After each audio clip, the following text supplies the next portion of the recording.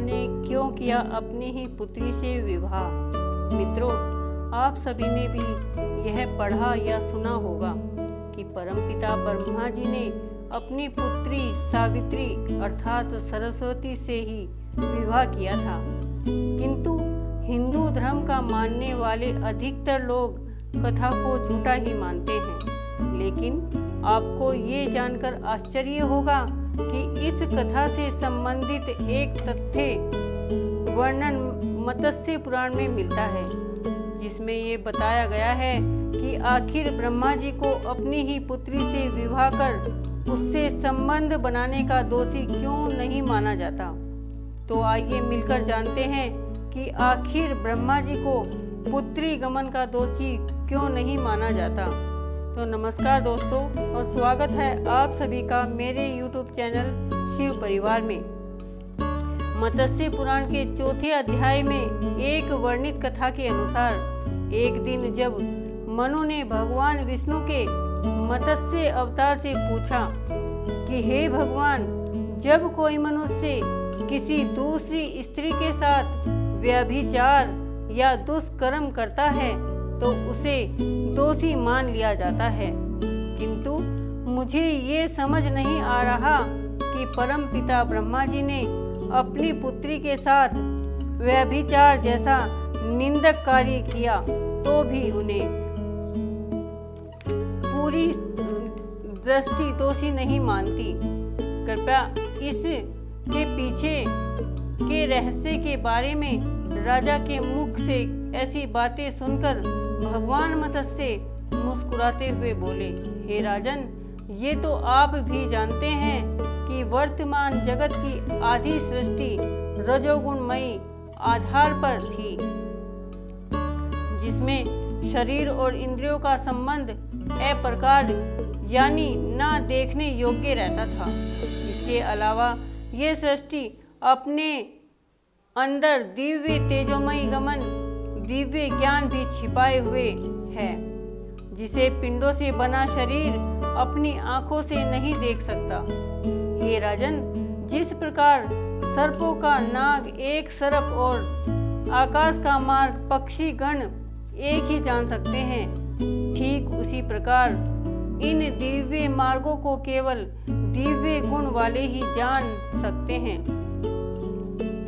हे मनु, देवताओं के कार्य और अकार्य, शुभ और अशुभ फलों के देने वाले नहीं होते, इसलिए मनुष्य को इनके बारे में नहीं सोचना चाहिए।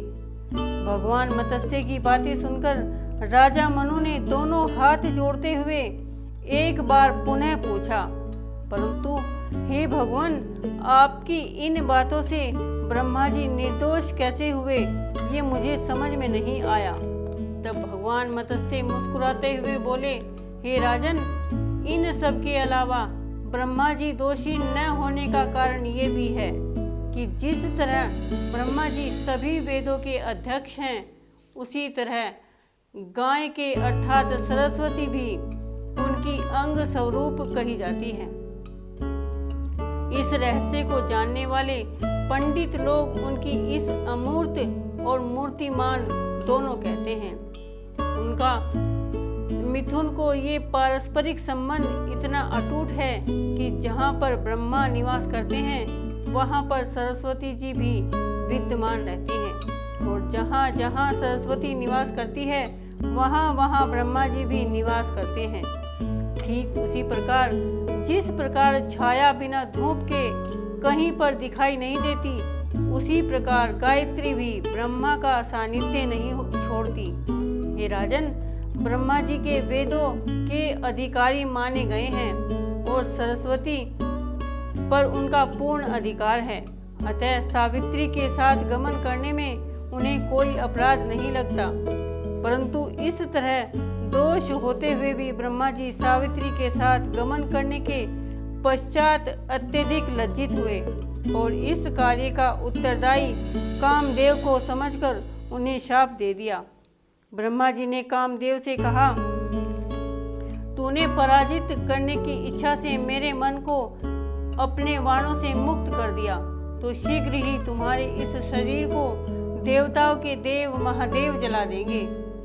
ब्रह्म ने इस कठोर श्राप को सुनकर कामदेव डर गया और फिर ब्रह्मा जी से प्रार्थना करने लगे। कुछ देर बाद जब कामदेव के सामने प्रकट हुए और बोले, हे वत्स, तुमने मुझे क्यों याद किया है? तब कामदेव बोलते हैं, परमपिता, आपको इस प्रकार मुझे शाप नहीं देना चाहिए था, क्योंकि आप ही ने मुझे इस काम के लिए उत्पन्न किया है और आप ही ने आज्ञा दी थी कि मैं संसार में जाकर सर्वदा स्त्री पुरुषों का कोई भी विचार न कर उनके चित्त को अपने इनवानों से अपने वश में कर लूं।